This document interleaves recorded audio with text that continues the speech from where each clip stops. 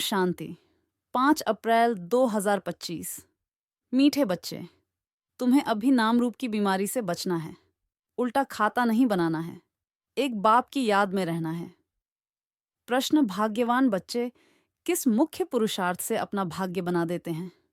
उत्तर, भाग्यवान बच्चे सबको सुख देने का पुरुषार्थ करते हैं। मनसा वाचा कर्मणा कोई को दुख नहीं देते हैं। शीतल होकर चलते हैं तो भाग्य बनता जाता है। तुम्हारी ये स्टूडेंट लाइफ है, तुम्हें अब घुटके नहीं खाने हैं, अपार खुशी में रहना है। गीत। तुम ही हो माता पिता। ओम शांति। सभी बच्चे मुरली सुनते हैं। जहां भी मुरली जाती है, सब जानते हैं कि जिसकी महिमा गाई जाती है वह कोई साकार नहीं है, निराकार की महिमा है। निराकार साकार द्वारा अभी सम्मुख मुरली सुना रहे हैं।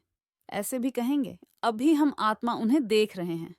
आत्मा बहुत सूक्ष्म है, इन आंखों से देखने में नहीं आती। भक्ति मार्ग में भी जानते हैं कि हम आत्मा सूक्ष्म हैं, परंतु पूरा रहस्य बुद्धि में नहीं है कि आत्मा है क्या। परमात्मा को याद करते हैं, परंतु वह है क्या, ये दुनिया नहीं जानती। तुम भी नहीं जानते थे। अभी तुम बच्चों को यह निश्चय है कि यह कोई लौकिक टीचर व संबंधी भी नहीं। जैसे सृष्टि में और मनुष्य हैं, वैसे ये दादा भी था।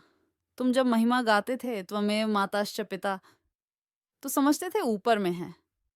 अभी बाप कहते हैं मैंने इसमें प्रवेश किया है, मैं वहीं इसमें हूं। आगे तो बहुत प्रेम से महिमा गाते थे, डर भी रखते थे। अभी तो वह यहाँ इस शरीर में आए हैं। जो निराकार था वह अब साकार में आ गया है।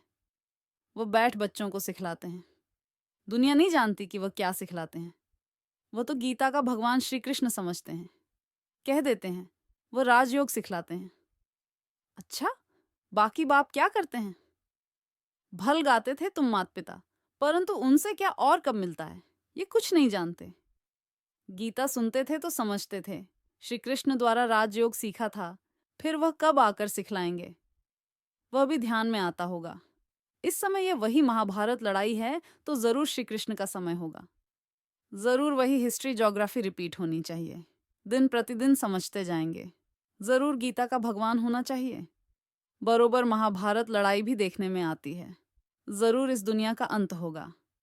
दिखाते हैं पांडव पहाड़ पर चले गए, तो उनकी बुद्धि में ये आता होगा बरोबर विनाश तो सामने खड़ा है। अब श्री कृष्ण है कहाँ? ढूंढते रहेंगे जब तक तुमसे सुने कि गीता का भगवान श्री कृष्ण नहीं, शिव है। तुम्हारी बुद्धि में तो ये बात पक्की है, ये तुम कभी भूल नहीं सकते। कोई को भी तुम समझा सकते हो गीता का भगवान श्री कृष्ण नहीं, शिव है। दुनिया में तो कोई भी नहीं कहेगा सिवाय तुम बच्चों के। अब गीता का भगवान राजयोग सिखलाते थे तो जरूर इससे सिद्ध होता है। नर से नारायण बनाते थे। तुम बच्चे जानते हो भगवान हमको पढ़ाते हैं, बरोबर नर से नारायण बनाते हैं। इन लक्ष्मी नारायण का स्वर्ग में राज्य था ना। अभी तो वह स्वर्ग भी नहीं है, तो नारायण भी नहीं है, देवताएं भी नहीं है। चित्र हैं जिससे समझते हैं ये होकर गए हैं। अभी तुम समझते हो इन्हों को कितने वर्ष हुए? तुमको पक्का मालूम है आज से 5000 वर्ष पहले इन्हों का राज्य था। अभी तो है अंत। लड़ाई भी सामने खड़ी है। जानते हो बाप हमको पढ़ा रहे हैं। सभी सेंटर्स में पढ़ते भी हैं तो पढ़ाते भी हैं। पढ़ाने की युक्ति बड़ी अच्छी है। चित्रों द्वारा समझानी अच्छी मिल सकेगी। मुख्य बात है गीता का भगवान शिव व श्री कृष्ण। फर्क तो बहुत है ना। सदगति दाता, स्वर्ग की स्थापना करने वाला, अथवा आदि सनातन देवी देवता, धर्म की फिर से स्थापना करने वाला शिव या श्री कृष्ण। मुख्य है ही 3 बातों का फैसला। इस पर ही बाबा जोर देते हैं। भल ओपिनियन लिखकर देते हैं कि यह बहुत अच्छा है, परंतु इससे कुछ भी फायदा नहीं। तुम्हारी जो मुख्य बात है उस पर जोर देना है। तुम्हारी जीत भी है इसमें। तुम सिद्ध कर बतलाते हो भगवान एक होता है। ऐसे नहीं कि गीता सुनाने वाले भी भगवान हो गए। भगवान ने इस राजयोग और ज्ञान द्वारा देवी देवता धर्म की स्थापना की। बाबा समझाते हैं बच्चों पर माया का वार होता रहता है। अभी तक कर्मातीत अवस्था को कोई ने पाया नहीं है। पुरुषार्थ करते करते अंत में तुम एक बाबा की याद में सदैव हर्षित रहेंगे। कोई मुरझाइश नहीं आएगी। अभी तो सिर पर पापों का बोझा बहुत है, वह याद से ही उतरेगा। बाप ने पुरुषार्थ की युक्तियां बतलाई हैं। याद से ही पाप कटते हैं। बहुत बुद्धू हैं जो याद में न रहने कारण फिर नाम रूप आदि में फंस पड़ते हैं। हर्षित मुख हो किसको ज्ञान समझाएं, वह भी मुश्किल है। आज किसको समझाया, कल फिर घुटका आने से खुशी गुम हो जाती है। समझना चाहिए ये माया का वार होता है, इसलिए पुरुषार्थ कर बाप को याद करना है। बाकी रोना पीटना व बेहाल नहीं होना है। समझना चाहिए माया पादर जूता मारती है, इसलिए पुरुषार्थ कर बाप को याद करना है। बाप की याद से बहुत खुशी रहेगी, मुख से झट वाणी निकलेगी। पतित पावन बाप कहते हैं कि मुझे याद करो। मनुष्य तो एक भी नहीं जिसको रचता बाप का परिचय हो। मनुष्य होकर और बाप को न जाने तो जानवर से भी बदतर हुआ। गीता में श्री कृष्ण का नाम डाल दिया है तो बाप को याद कैसे करें? यही बड़ी भूल है जो तुमको समझानी है। गीता का भगवान शिव बाबा है, वही वर्षा देते हैं। मुक्ति जीवन मुक्ति दाता वह है और धर्म वालों की बुद्धि में बैठता नहीं। वह तो हिसाब किताब चुकतू कर वापस चले जाएंगे। पिछाड़ी में थोड़ा परिचय मिला फिर भी जाएंगे अपने धर्म में। तुमको बाप समझाते हैं तुम देवता थे, अभी फिर बाप को याद करने से तुम देवता बन जाएंगे। विकर्म विनाश हो जाएंगे। फिर भी उल्टे सुल्टे धंधे कर लेते हैं। बाबा को लिखते हैं, आज हमारी अवस्था मुरझाई हुई है, बाप को याद नहीं किया। योग की तलवार बड़ी तीखी चाहिए, सर्विस का हुल्लास चाहिए, बहुतों का जाकर कल्याण करें। बाप को याद करने की ऐसी प्रैक्टिस हो जाए जो पिछाड़ी में सिवाय बाप के और कोई याद न पड़े, तभी तुम राजाई पद पाएंगे। अंतकाल जो अलफ को सिमरे और फिर नारायण को सिमरे। बाप और नारायण वर्षा ही याद करना है, परंतु माया कम नहीं है। कच्चे तो एकदम ढेर हो पड़ते हैं। उल्टे कर्मों का खाता तब बनता है जब किसी के नाम रूप में फंस पड़ते हैं। एक दो को प्राइवेट चिट्ठियां लिखते हैं। देहधारियों से प्रीत हो जाती है तो उल्टे कर्मों का खाता बन जाता है। बाबा के पास समाचार आते हैं, उल्टा सुल्टा काम कर फिर कहते हैं बाबा हो गया। अरे खाता उल्टा तो हो गया ना, ये शरीर तो पलीत है, उनको तुम याद क्यों करते हो? बाप कहते हैं मुझे याद करो तो सदैव खुशी रहे। आज खुशी में हैं, कल फिर मुर्दे बन पड़ते हैं। जन्म जन्मांतर नाम रूप में फंसते आते हैं ना। स्वर्ग में ये बीमारी नाम रूप की होती नहीं, वहां तो मोहजीत कुटुंब होता है। जानते हैं हम आत्मा हैं, शरीर नहीं।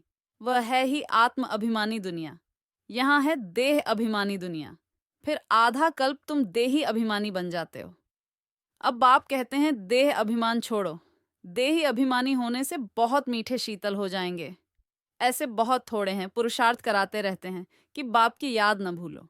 बाप फरमान करते हैं मुझे याद करो, चार्ट रखो, परंतु माया चार्ट भी रखने नहीं देती है। ऐसे मीठे बाप को तो कितना याद करना चाहिए। ये तो पतियों का पति, बापों का बाप है ना। बाप को याद कर और फिर दूसरों को भी आपसमान बनाने का पुरुषार्थ करना है। इसमें दिलचस्पी बहुत अच्छी रखनी चाहिए। सर्विसेबल बच्चों को तो बाप नौकरी से छुड़ा देते हैं। सरकमस्टांस देख कहेंगे अब इस धंधे में लग जाओ। एम ऑब्जेक्ट तो सामने खड़ी है। भक्ति मार्ग में भी चित्रों के आगे याद में बैठते हैं ना। तुमको तो सिर्फ आत्मा समझ परमात्मा बाप को याद करना है। विचित्र बन विचित्र बाप को याद करना है। ये मेहनत है। विश्व का मालिक बनना कोई मासी का घर नहीं है। बाप कहते हैं मैं विश्व का मालिक नहीं बनता हूं, तुमको बनाता हूं।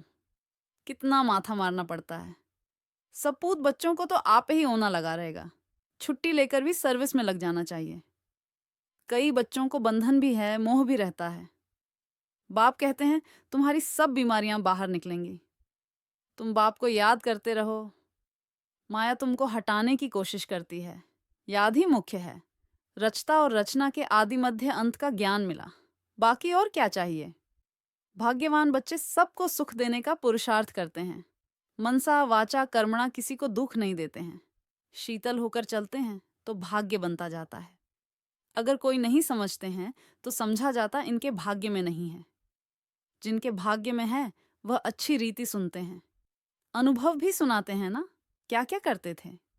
अब मालूम पड़ा है जो कुछ किया उससे दुर्गति ही हुई। सदगति को तब पाएं जब बाप को याद करें। बहुत मुश्किल कोई घंटा, आधा घंटा याद करते होंगे, नहीं तो घुटका खाते रहते हैं। बाप कहते हैं आधा कल्प घुटका खाया, अब बाप मिला है। स्टूडेंट लाइफ है तो खुशी होनी चाहिए ना। परंतु बाप को घड़ी घड़ी भूल जाते हैं। बाप कहते हैं तुम कर्मयोगी हो, वह धंधा आदि तो करना ही है। नींद भी कम करना अच्छा है। याद से कमाई होगी, खुशी भी रहेगी। याद में बैठना ज़रूरी है। दिन में तो फुर्सत नहीं मिलती है, इसलिए रात को समय निकालना चाहिए। याद से बहुत खुशी रहेगी। किसको बंधन है तो कह सकते हैं, हमको तो बाप से वर्षा लेना है। इसमें कोई रोक नहीं सकता। सिर्फ गवर्नमेंट को जाए समझाओ कि विनाश सामने खड़ा है। बाप कहते हैं, मुझे याद करो तो विकर्म विनाश होंगे। और ये अंतिम जन्म तो पवित्र रहना है, इसलिए हम पवित्र बनते हैं। परंतु कहेंगे वह जिनको ज्ञान की मस्ती होगी। ऐसे नहीं कि यहाँ आकर फिर देहधारी को याद करते रहें। देह अभिमान में आकर लड़ना झगड़ना जैसे क्रोध का भूत हो जाता है। बाबा क्रोध करने वाले की तरफ कभी देखते भी नहीं। सर्विस करने वालों से प्यार होता है। देह अभिमान की चलन दिखाई पड़ती है। गुलगुल तब बनेंगे जब बाप को याद करेंगे। मूल बात है यह, एक दो को देखते बाप को याद करना है। सर्विस में तो हड्डियां देनी चाहिए। ब्राह्मणों को आपस में क्षीर खंड होना चाहिए। लून पानी नहीं होना चाहिए। समझ ना होने के कारण एक दो से नफरत, बाप से भी नफरत लाते रहते हैं। ऐसे क्या पद पाएंगे? तुमको साक्षात्कार होंगे, फिर उस समय स्मृति आएगी, ये हमने गफलत की। बाप फिर कह देते हैं तकदीर में नहीं है तो क्या कर सकते हैं। अच्छा, मीठे मीठे सिकी लधे बच्चों, प्रति मात पिता बाप दादा का याद प्यार और गुड मॉर्निंग। रूहानी बाप की रूहानी बच्चों को नमस्ते। धारणा के लिए मुख्य सार। नंबर 1, निर्बंधन बनने के लिए ज्ञान की मस्ती हो। देह अभिमान की चलन न हो। आपस में लून पानी होने के संस्कार न हो। देहधारियों से प्यार है तो बंधन मुक्त हो नहीं सकते। नंबर 2, कर्म योगी बनकर रहना है। याद में बैठना जरूर है। आत्म अभिमानी बन बहुत मीठा और शीतल बनने का पुरुषार्थ करना है। सर्विस में हड्डियां देनी है। वरदान, श्रीमत से मनमत और जनमत की मिलावट को समाप्त करने वाले सच्चे स्व कल्याणी भव। बाप ने बच्चों को सभी खजाने स्व कल्याण और विश्व कल्याण के प्रति दिए हैं, लेकिन उन्हें व्यर्थ तरफ लगाना, अकल्याण के कार्य में लगाना, श्रीमत में मनमत और जनमत की मिलावट करना, यह अमानत में ख्यानत है। अब इस ख्यानत और मिलावट को समाप्त कर रूहानियत और रहम को धारण करो। अपने ऊपर और सर्व के ऊपर रहम कर स्व कल्याणी बनो। स्व को देखो, बाप को देखो, औरों को नहीं देखो। स्लोगन, सदा हर्षित वही रह सकते हैं जो कहीं भी आकर्षित नहीं होते हैं। अव्यक्त इशारे, कंबाइंड रूप की स्मृति से सदा विजयी बनो। बाबा और हम कंबाइंड हैं। करावनहार बाबा और करने के निमित्त मैं आत्मा हूँ। इसको कहते हैं असोच, अर्थात एक की याद। शुभ चिंतन में रहने वाले को कभी चिंता नहीं होती। जैसे बाप और आप कंबाइंड हो, शरीर और आत्मा कंबाइंड है, आपका भविष्य विष्णु स्वरूप कंबाइंड है। ऐसे स्व सेवा और सर्व की सेवा कंबाइंड हो, तब मेहनत कम सफलता ज्यादा मिलेगी। ओम शांति। शुक्रिया बाबा, शुक्रिया।